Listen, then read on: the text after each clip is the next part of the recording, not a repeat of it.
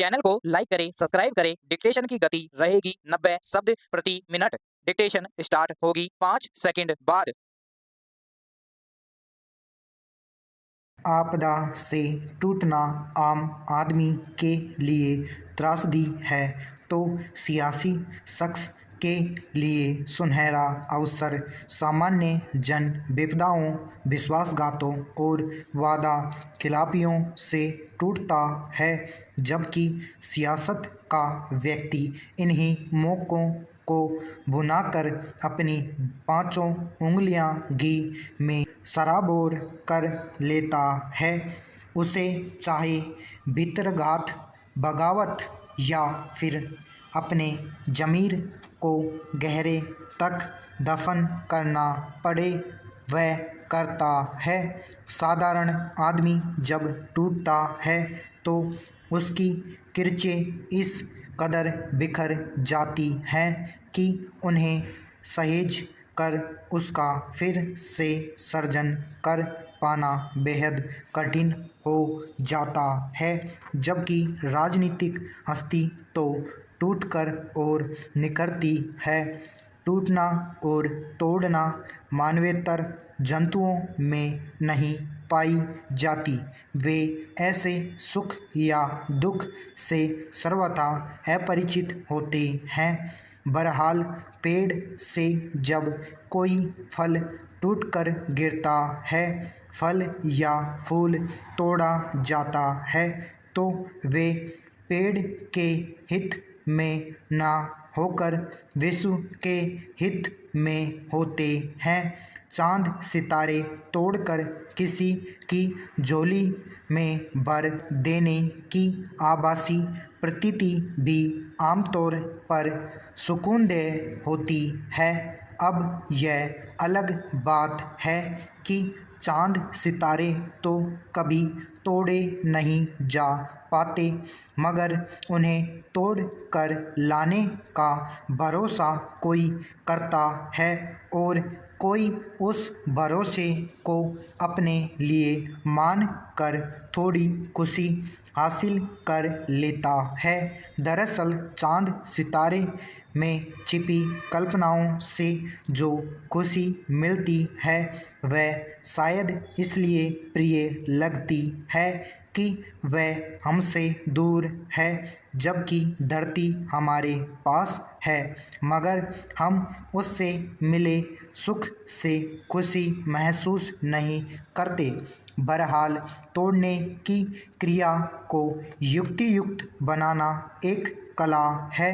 राजनीति के चतुर सुजान इसमें निष्णात होते हैं। कुशल तोड़क वह होता है जो दूसरे के पेड़ पर पके पपीते की तरह आदमी को तोड़ ले और उसका पोषक या रक्षक सिर धुनता रह जाए। तोड़ना चने की झाड़ की भांति भी हो सकता है, लेकिन उसमें कच्चे पक्के, छोटे बड़े सभी किस्म के बूटे आ जाते हैं। पता नहीं कि उनमें से कौन सा नुगरा निकल आए। चने की झाड़ तोड़ने वाला लाख मगन होकर गाए कि मेरे चने की आँख गुलाबी, मगर उस चने की आँखों में जब लाली उतर जाए तो वह चना बिना गुरेज चना जोर गरम भी हो जाता है। पकने के बाद टूटे पपीते का उपयोग तुरंत किया जाना जरूरी है, अन्यथा वह किसी काम का नहीं रहता।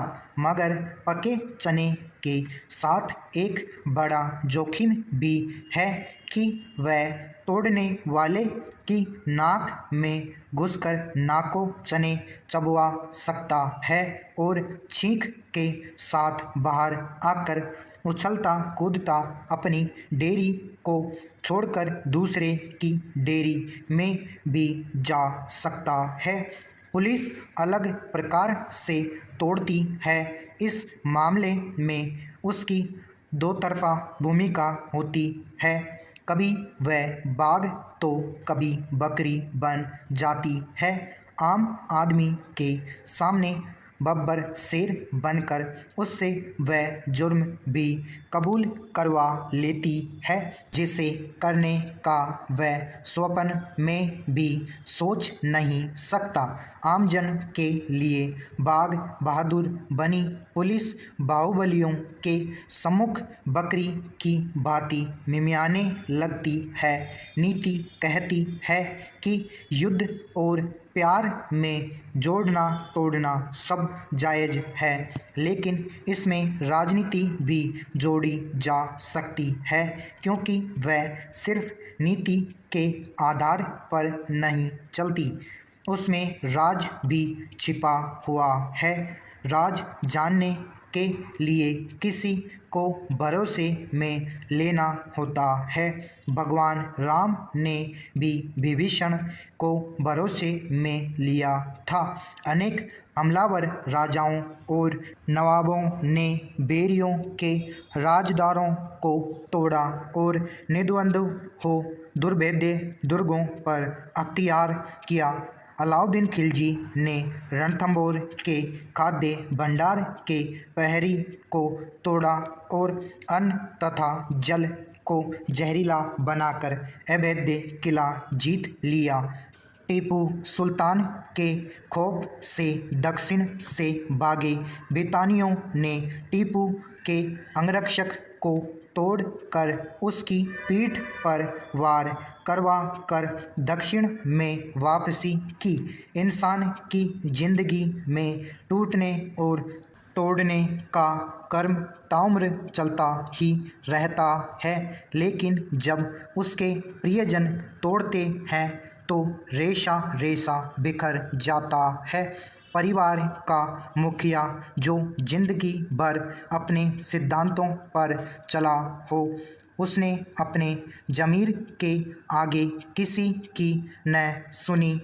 सेवा काल में ईमानदारी और कर्मठता को तवज्जो देने वाले और काजल की कोठरी में रहकर भी बेदाग सेवानिवृत्त हुए उस बुजुर्ग को उसके बालिग हो चुके बच्चे असंतुष्टि के भाव से उसके जिंदगी भर के सिद्धांतों को पलीता लगाकर उसके व्यक्तित्व को सिरे से खारिज करते हुए उलाहना देते कि आपने जिंदगी भर अपनी नैतिकता का ढोल पीटने के सिवा हमारे लिए क्या किया। कभी उसकी सहधर्मिणी भी कहती है कि बच्चों मैंने भी कोई कम दुख नहीं पाए।